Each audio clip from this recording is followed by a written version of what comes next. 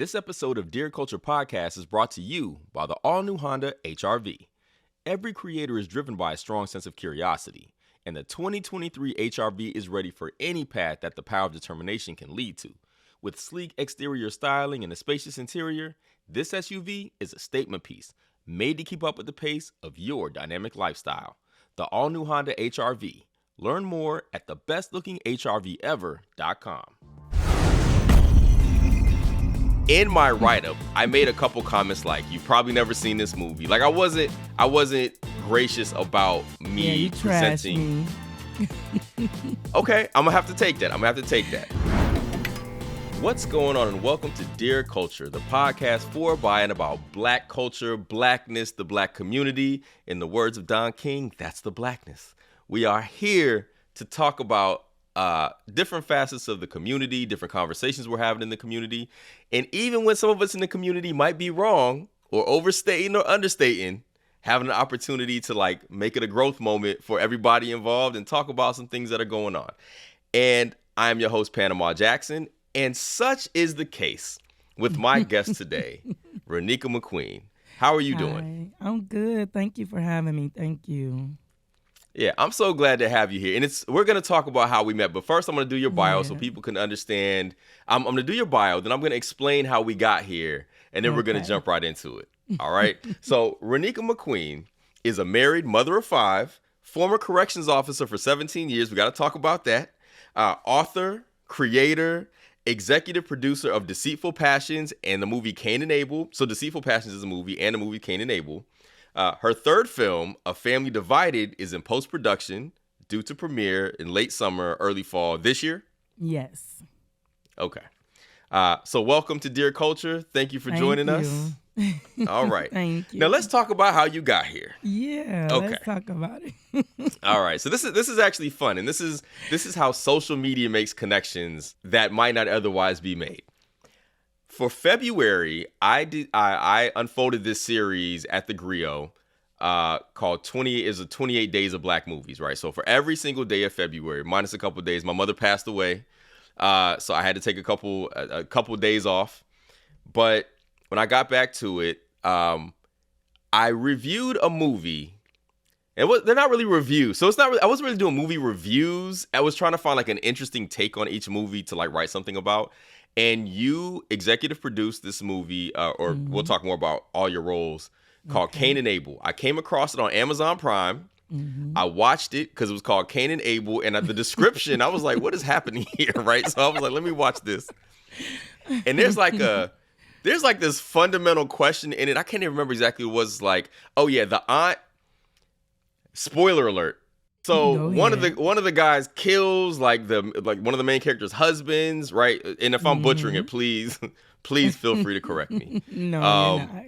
And then the aunt asks her to like not press charges because she should have known better than tell him about where the money was and all this kind of stuff, right? Yes, and you were. So I used that as an opportunity to kind of create a question about whether this was a ridiculous ask.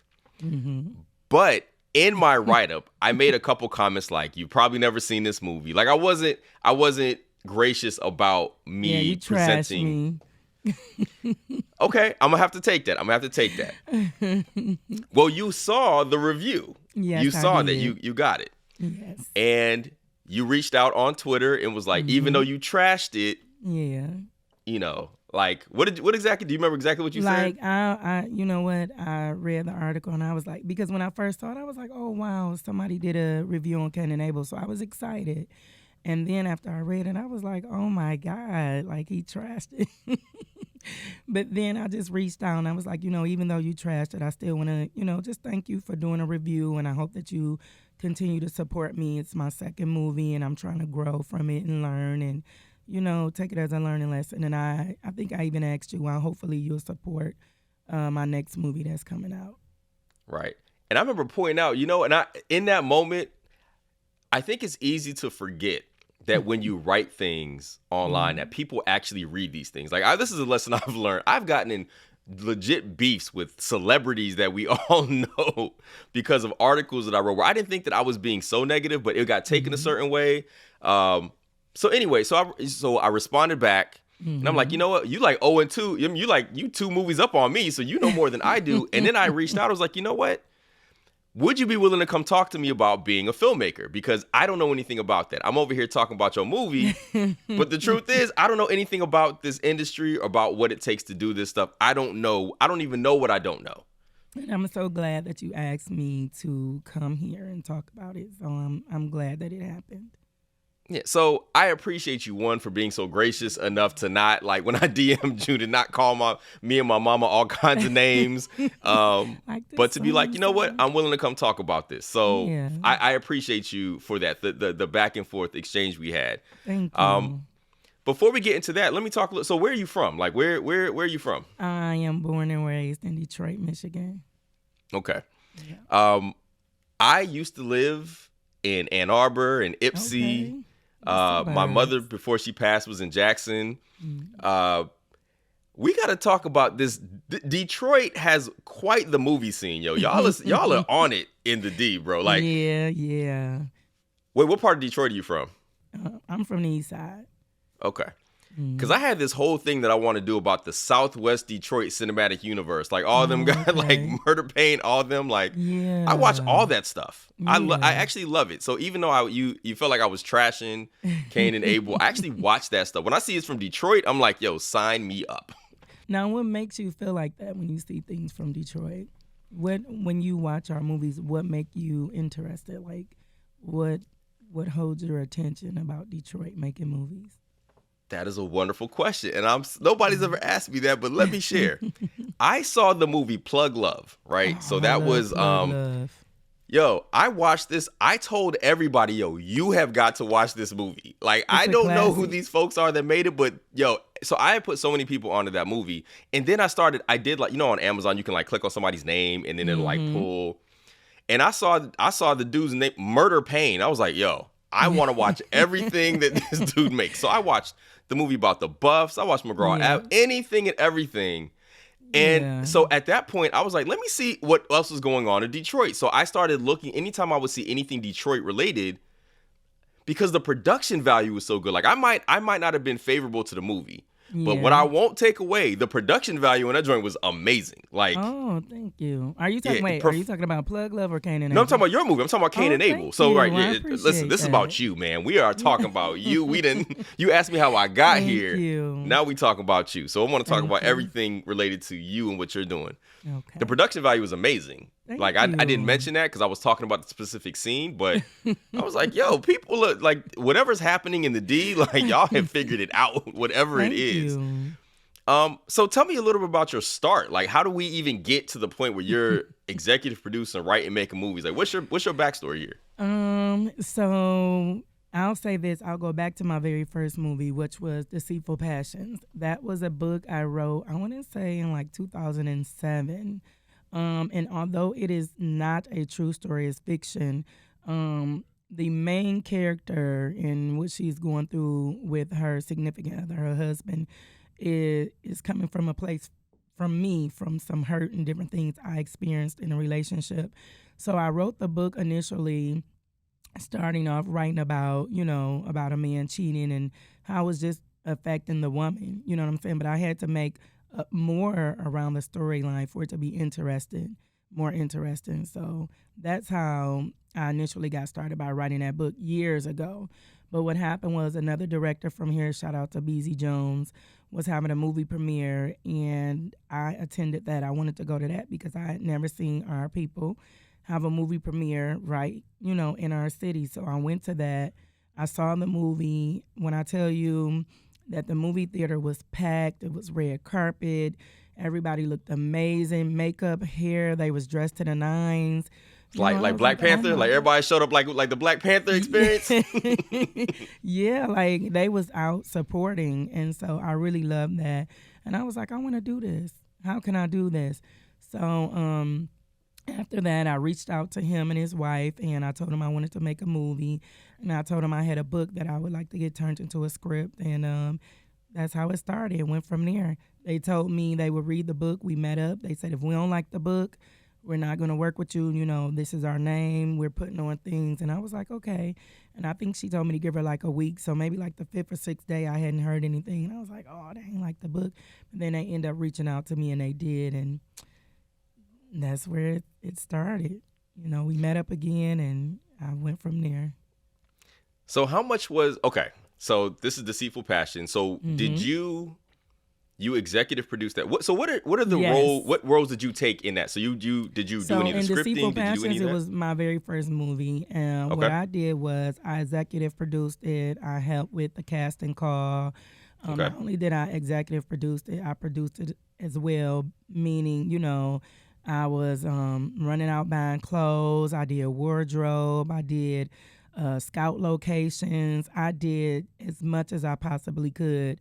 I did not direct it because BZ Jones, he directed it as well as doing the cinematography, and he did the editing and things like that. But I was really hands-on, and yeah. So it was a learning experience. Yes, I learned a lot from it, and I came up with the money for it by myself. Okay. Man, I Hustling, was robbing like Peter it. to pay Paul, but I got it done. So I mean, that's what dreams are, though, right? Like, you got to do what you got to do to make those dreams come true. Yes. So then, how do we go from Deceitful Passions? Because what year did that came out in 2017? Nope, it came out in 2019, 2018, 2019. I'm sorry. One of them. Right. So years ago. So what was the path then from that movie, seeing it come out, like you see the finished product, like you see your baby, like you see it on screen, you see all that, you see it put together, to getting to Cain and Abel? So once I did that, and, you know, it took a while for the editing and the sound and different things like that. And I got it all done, and I sent it into a distribution company, and they got it put on all these different streaming networks for me. And that was amazing. But before I even did that, I had a movie premiere just like BZ did. And, I was so blessed. It was amazing. When I tell you, my coworkers, strangers, friends, just they showed up and showed out. It was such a beautiful thing. And I knew then that it was my passion. Like, when I wasn't filming, I was bored. And I was kind of like fiending for, like, I got to do something else. So I was like, let me do another movie. Now, Cain and Abel originally was something that I had written. It started off as a book, but I never published it. And so originally it was called My Brother's Keeper. But as I was filming Deceitful Passions, I don't know why I decided to change it to Cain and Abel. And that's how I came up with Cain and Abel.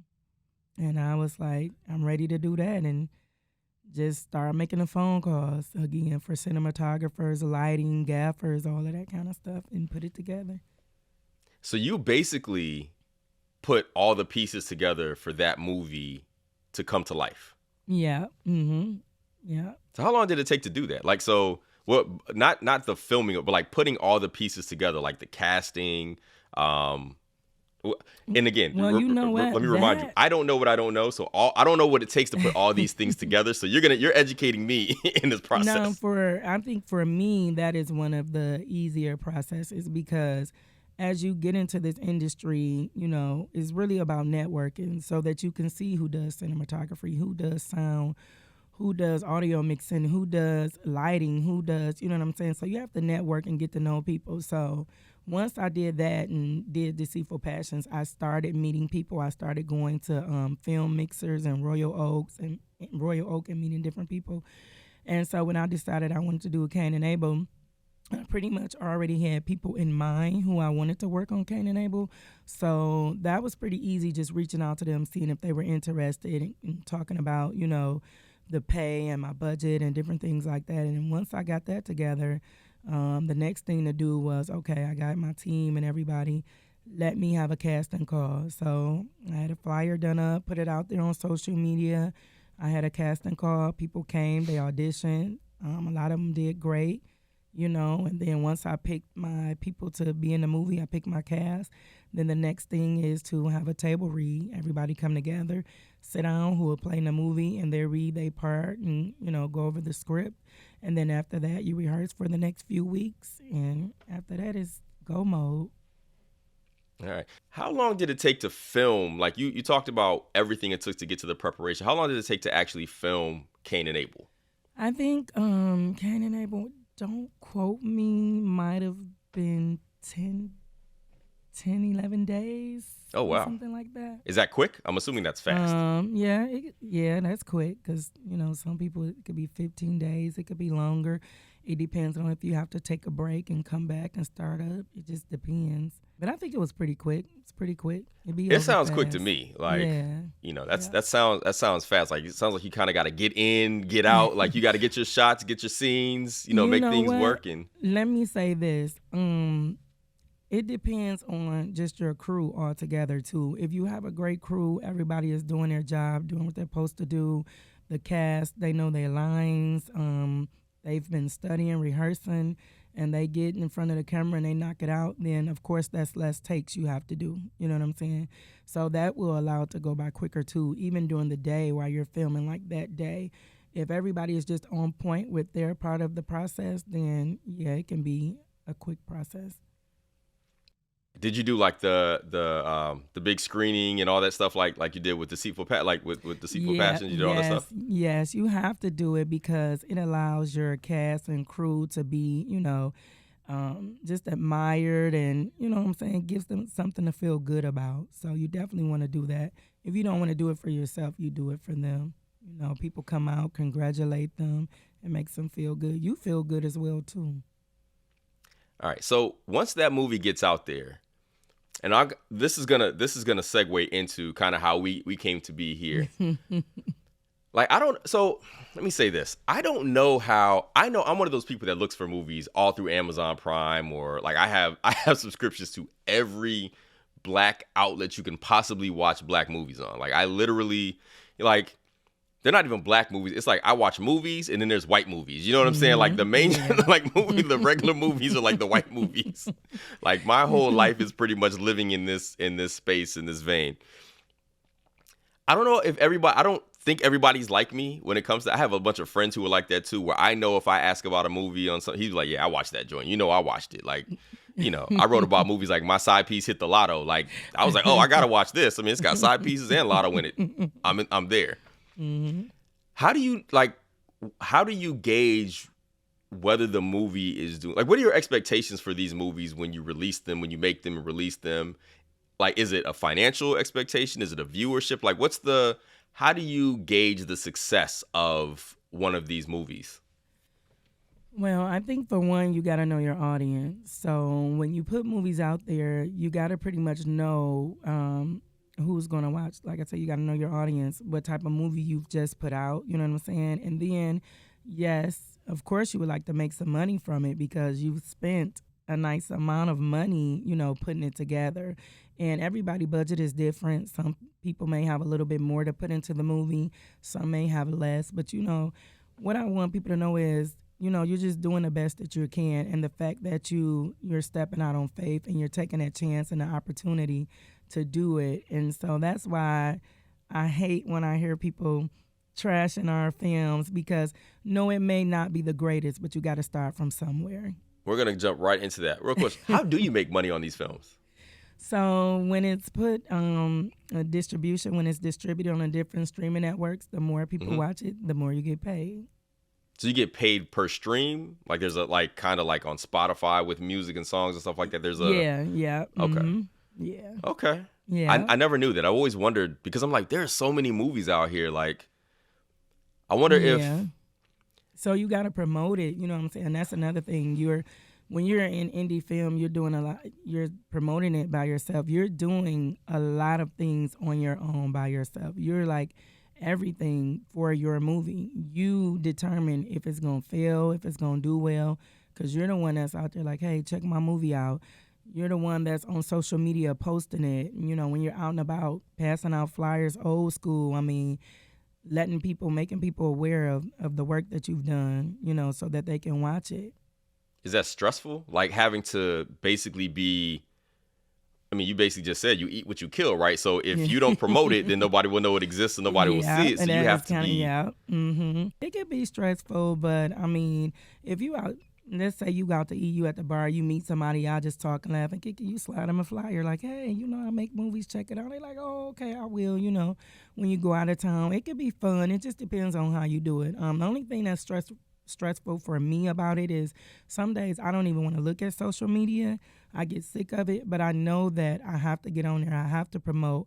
I have to post. I have to talk back to people, when they make comments and stuff about it, because I'm building a fan base for my production company and for my work.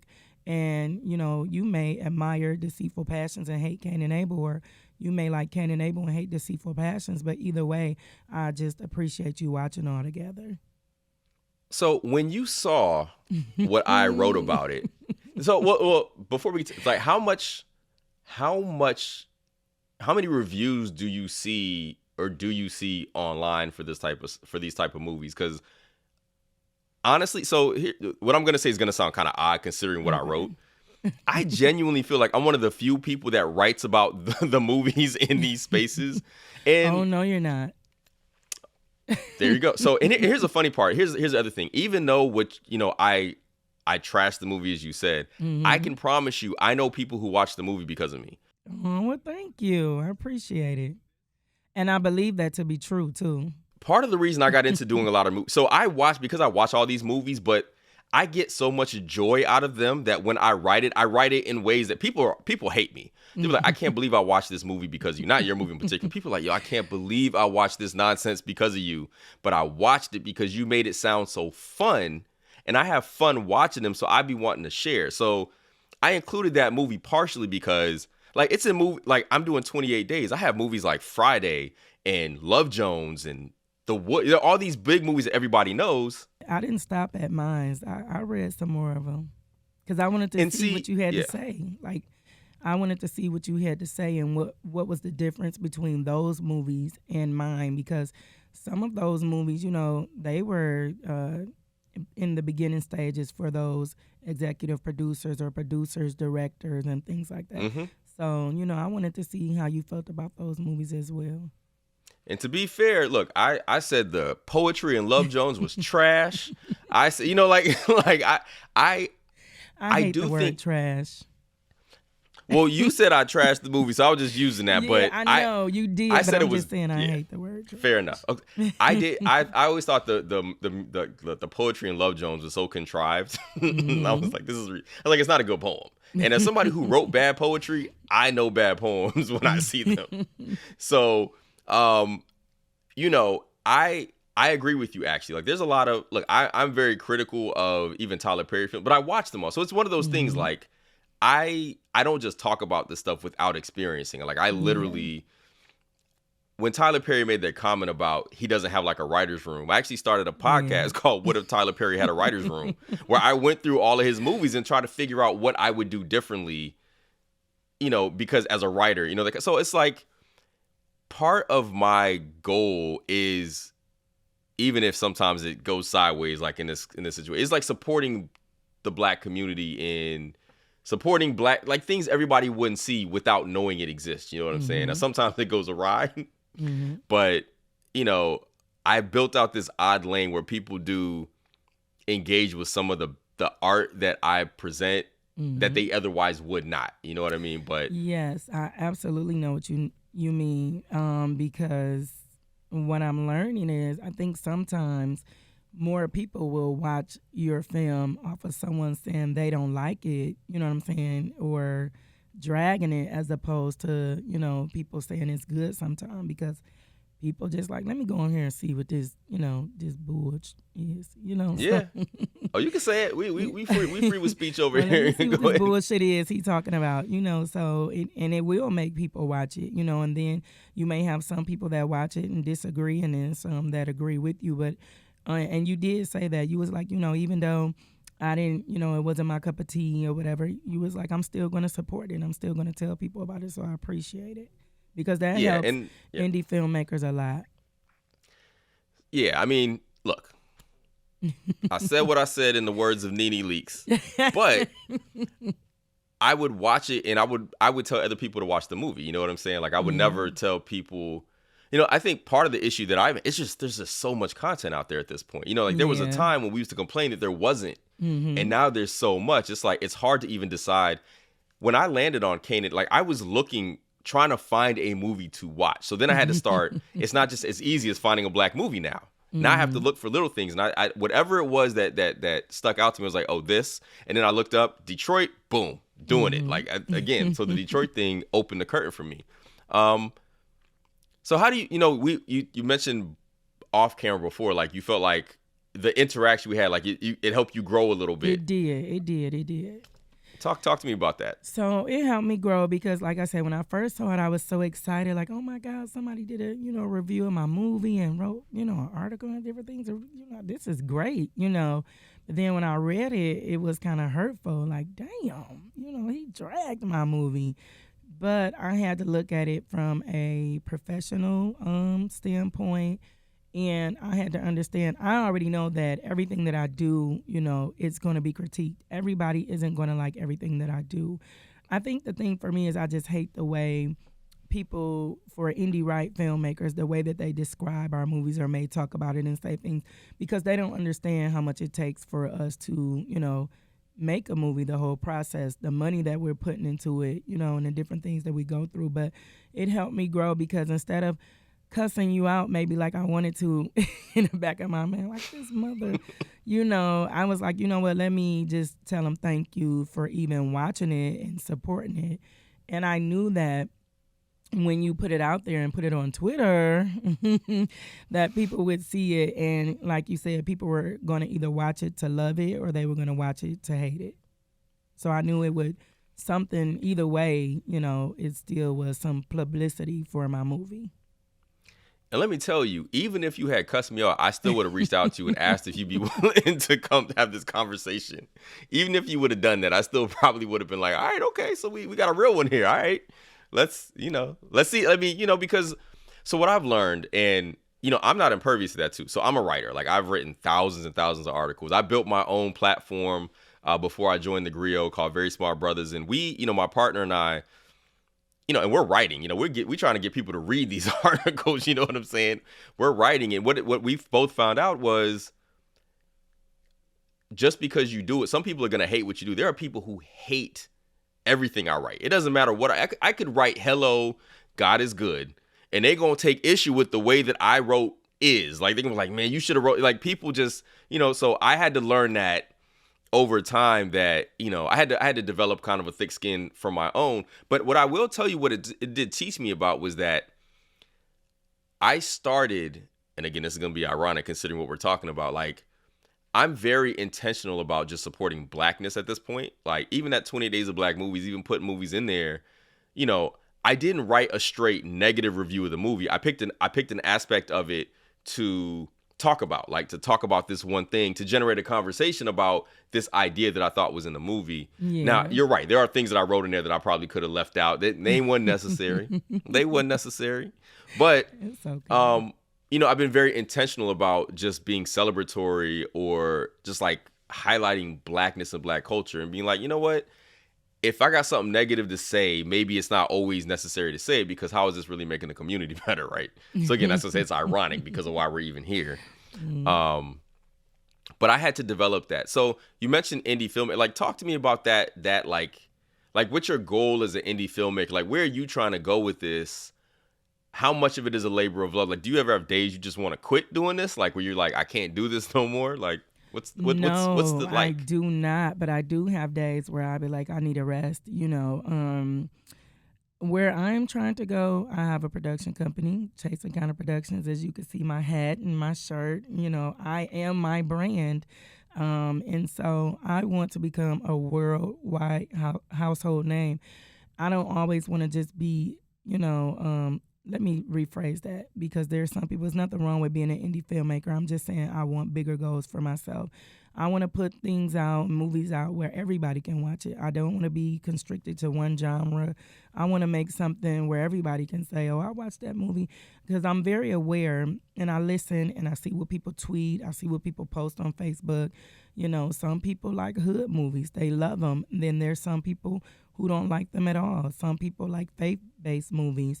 Some people like family movies. Some people like anime. So I want to be a producer, a director, a creator, a writer, an author that can give you everything that you're looking for. At least somebody's able to say, yeah, I love that. I love what she did. And tell me about your support system here, because I imagine you need a very strong support system when you're doing anything where you're building Yeah. something from the ground up?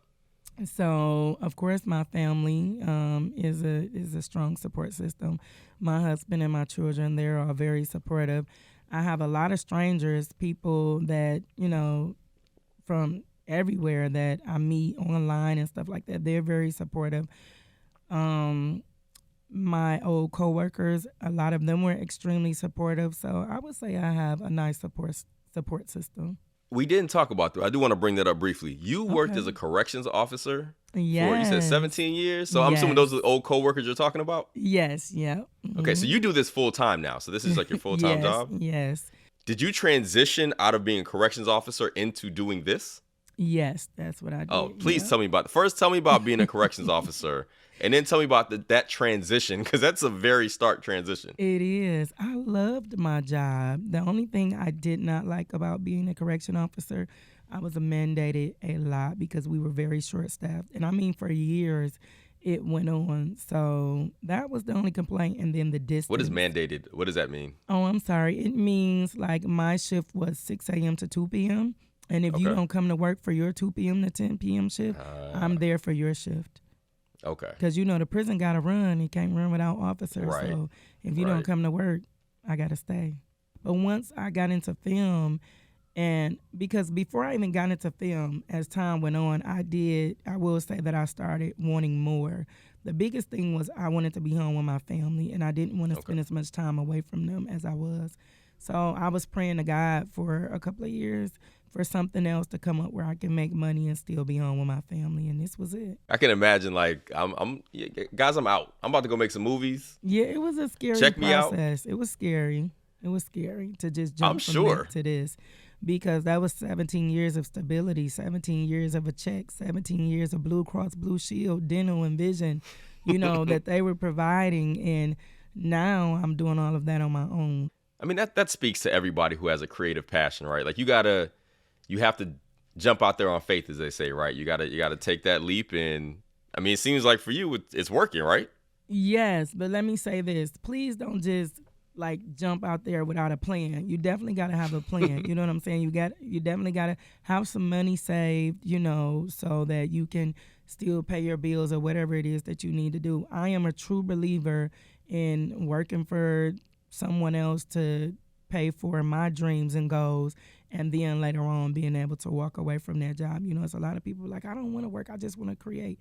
But sometimes you can do both. Sometimes you have to, use that job to fulfill your passions over here.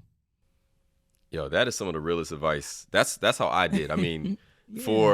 before I left to be a writer full time, I had a day job, office job, and I basically used my office to do all the writing and stuff that I would do. Man, So, what? We had a listen, I was printer in at there. work. You can print scripts, make copies, all kinds Wait, of you stuff out here you're printing supposed to scripts be doing. were you at a prison? Like, were you out here printing scripts? I had my own printer in the unit, so I was doing stuff I had no business doing. Oh man, look at you I telling need to your print it secrets out. out here. Right, I'm just saying you can, you may have to use that job to help get this one going, and it may be little things like that, a printer that you may need, so I don't know. Yeah, I definitely did that. I definitely used government resources to print out all types of Yeah. things. Yes. I think at one point I printed out on 150 page.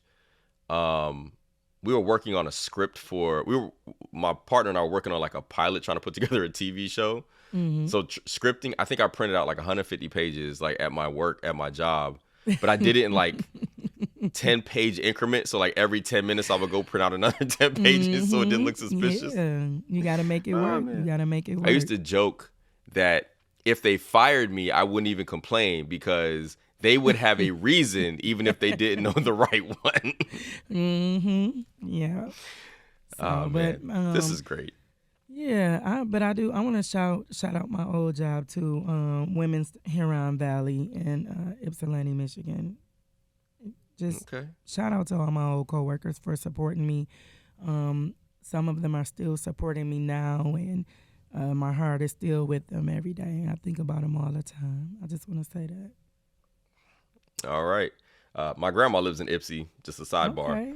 Yeah. So I'm your host, Panama, joined by Renika McQueen, a multi-hyphenate writer, executive producer, movie maker, indie movie maker who's moving on up, who has films you should check out. And she's going to tell you exactly where to check them out and what you need to look at.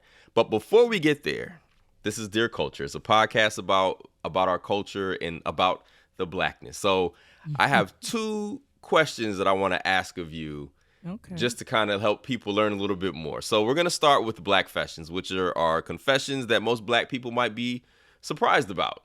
Okay. So please share. Do you have a black confession for us? I think my black confession is I don't like a lot of the, as we deem, black foods. Like I don't like mustard and turnip greens. I don't like chitlins. I don't like ham hocks. I just started eating candy yams maybe like a year ago. Wait, just started eating candy yams? Yeah, I would. Wait, not where's your touch family them. from? Are they from a lot Louisiana? of my family, they from down south, and going back down my family tree, a lot of them are from down south and stuff like that. But I just never liked any of that stuff. I don't eat it.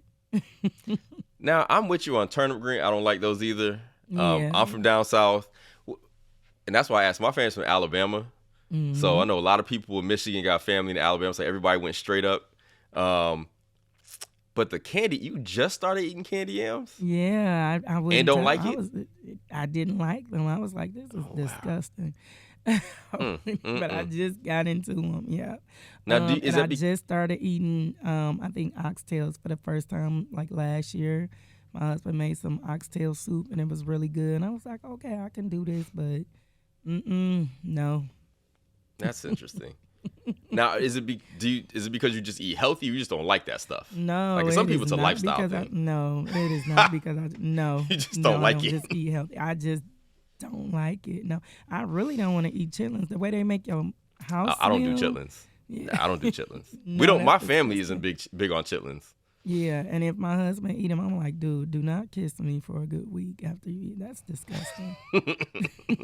I don't like chicken gizzards and pig knuckles and pig feet. No, oh Lord, no. Yeah, you talking about that deep, that real deep, real deep black food stuff. I'm basic. Yeah. Macaroni and cheese, a little dressing, Okay. potato salad if it's good. All right. Well, that's interesting. I feel like you might have a lot more people who agree with you on that than wouldn't your black fashion seem like normal for a lot of people.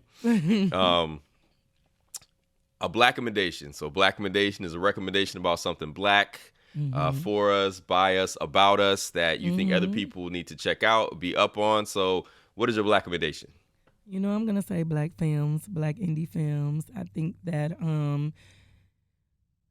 watch them, give us a chance, give us an opportunity, grow with us, see where we are from our very first film to the fifth film. You know what I'm saying? And when you guys are critiquing us or leaving reviews and things like that, it is more than okay to be honest. Like, hey, your film wasn't that great. But like I had somebody call one of my movies, Deceitful Passions, food stamp. Oh my God, I was like, God damn. Wait, he called it a food stamp? Yeah, he said this old cheap, low budget food stamp something. I was like, oh my God. So I'm just asking, if you watch this interview and you've learned a little bit about the process and how much it takes for us to get to that point of even getting it together and filming it, to show us a little grace, and understand that it is not that easy. And the fact that we have courage to step out and do it. There's so many people who want to follow their dreams and chase their goals, but they're afraid to because, this is something they're going to have to deal with. Of course, it's a part of life, being critiqued and judged and stuff like that, but some people can handle it better. That's all I'm saying. Can I ask you a question? Yeah, sure. Do you fixate on the negative criticism? No, I don't even. Okay. You know what? I stop. I don't read. Because I've done that before, by the way. So. No. Let me tell you something. Like, even when I saw yours, I read it thinking that it was going to be good. I'm not going to lie. But then when I saw it, I was like, God damn. But I don't even really read reviews about my movie anymore. I'll skip right past them. Like I don't go on Amazon and read them. I don't go wherever you can leave. I won't read them. I learned to stop doing that a long time ago because it's hurtful. So yeah, I don't do that. You know. Yeah, I would. There have been times when I would write something and there'd be like 100 comments, and there'd be 99 amens, and that one person is like, "You suck," and I'm like, Yeah. You be more focused on that one than the 99 that. Right. I had to stop. So that's one of the things I had to remind myself. Like, I've been doing this so long, I can't be caring about no person who they still read it. Like, I'm like, they still read it. They clearly read it to tell me I suck. If they hear, or they decided to show up and tell me. So, yeah. Well, look, I appreciate you coming through. I genuinely appreciate all the lessons I've learned, just understanding the process a little better, an appreciation for you, and I will support. Listen, no matter what I say, I'm gonna be out here watching every movie. I'm gonna watch them. If I see, I will go in and search your name and see where the movies are and check those out. Look, now we have each other contact. You can slide me an email. I'm like, hey, I watched your movie. I ain't gonna put it online, but that shit was terrible. Do better. Like. But again, I don't even know if I can even say that because you got movies. I don't have no movies. You know what I mean? Like people say stuff like that, but I do think all of us need to learn how to step back and realize that when we're critiquing things, like you are talking about somebody's, especially if you don't do it. Like if I make movies and you make movies, and then I feel like I'm in maybe a better space to, and at that point, instead of critiquing, I probably should come and be like, here's what I think you could do or whatever like that. So I'm learning lessons here too about how I can better approach these things. Like if there's something I feel like I can add a value, maybe that's the lesson to share, you know, in that. Well, tell people where they can find you, where they can find your work, your contact, all that stuff. Okay, so Deceitful Passions, that's my very first movie. You can find it on Amazon Prime, Tubi, Google Play, YouTube, Movie Rentals, Urban Flicks, Pluto. Cain and Abel is also on Google Play, YouTube, Movie Rentals. It's on Tubi and Amazon Prime right now. You can find me on Instagram under _hey, HEY _Queen, or you can find me on there at Chase and Connor Productions. You can find me on Facebook as Renika McQueen. All right. Well, look, I appreciate you being here. Thank you for spending some time. Thank you for being honest. No problem. You know, thank you for reaching out on Twitter in the first place. You allowed a space for, because I think this would be helpful for anybody. Listen, I got to do that more often. I get all kinds of folks on here. Yes, you will. You're probably right, actually. People, they gonna hit me up and that's like, okay. You got a lot of nerve. And then, you know, I DM, be like, you want to come talk about it? Yeah. Everybody like, yeah, I want to talk about it. Yeah. I want to talk about it, absolutely. Yeah. But, you know, and, you know, so I want to thank everybody for listening, for checking us out. Thank you, Renika. You know, thanks for listening. And if you like what you heard, please give us a 5-star review and subscribe to the show wherever you get your podcast, wherever you're listening to it. And make sure you share with everybody you know. That we doing this for the culture here. So every little bit of information, the people that we have here, this is something that's intended to make the culture better and grow the culture, and so we can find out people doing cool things. Please email all questions, suggestions, and compliments to podcast@theGrio.com. The Dear Culture Podcast is brought to you by theGrio's Podcast Network. I am your host, Panama Jackson. It is produced by Crystal Grant and edited by Cameron Blackwell. Thanks for joining us. Catch you next time.